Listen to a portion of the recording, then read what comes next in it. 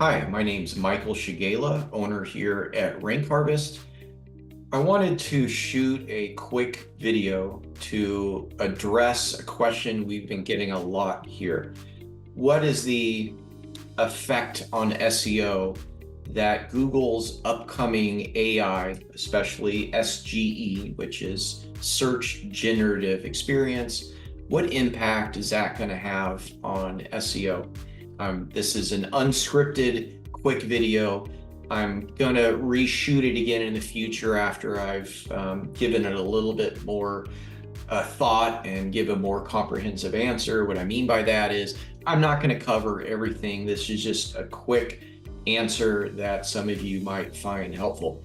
As we all know, coming up is Google's SGE, Search Generative Experience, which is basically when you search Google, a box is going to appear at the top of search results in some cases or all cases where Google attempts to answer your question without having to click into a website.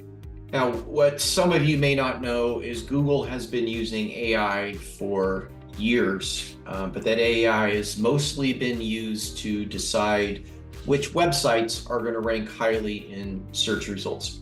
In general terms, Google's model so far has been that you do a search, it gives you a list of websites that it thinks are, most relevant to you, and it's now up to you to click through those websites and gather the information you're looking for.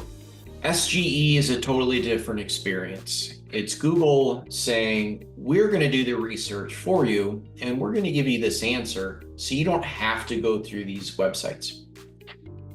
But there's a lot more to it than that. So one of the concerns that we've heard is this going to steal all the traffic from all the websites that appear underneath Google's, AI answer? The answer is no. First of all, Google isn't going to be able to come up with an answer to all questions. If it gets a question that it doesn't understand the intent, or maybe it's, politically sensitive, Google's probably not going to try to develop its own answer. Also, some people are maybe going to read the AI answer, not be satisfied, and then go further down into regular search results. Some people are just going to completely skip reading the AI results anyway. An example of this is with Google's paid ads, which are the sponsored, the several sponsored results at the top of the page. There's a large percentage of people who just ignore those. They know that they're paid links, and those people specifically want to get down to the organic results. They think that that's a better source of kind of unbiased truth. And the same thing is going to be true for those people with AI. A lot of people are just going to assume that the information provided in the SGE kind of AI box is either perhaps going to be biased, maybe towards, paid advertisers, or, various reasons why someone's going to say, I'm not going to trust what Google's telling me. I'm going to do my own research. So it's unlikely to steal a lot of clicks. Another question is, well, does this change everything about the SEO that needs to be done on my website? Is this gonna sort of overnight change? I've been doing SEO on a monthly basis for the last 10 years. I've got a lot of money invested in my SEO. Is this just gonna wipe all of that out? And the answer is absolutely not. The reason is that the information that Google provides in that AI box, Google doesn't just invent that. It goes out onto the internet and gathers that information.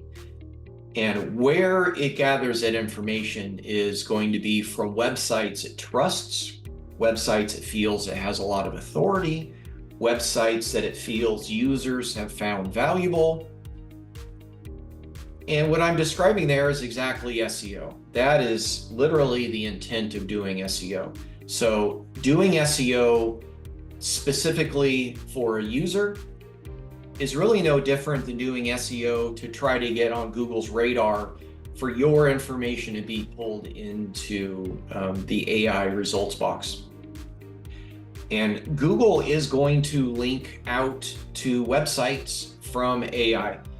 It's likely that if it's going to pull information from your site or cite you in some way, it's also going to include a link out to your website for that visitor to find more information.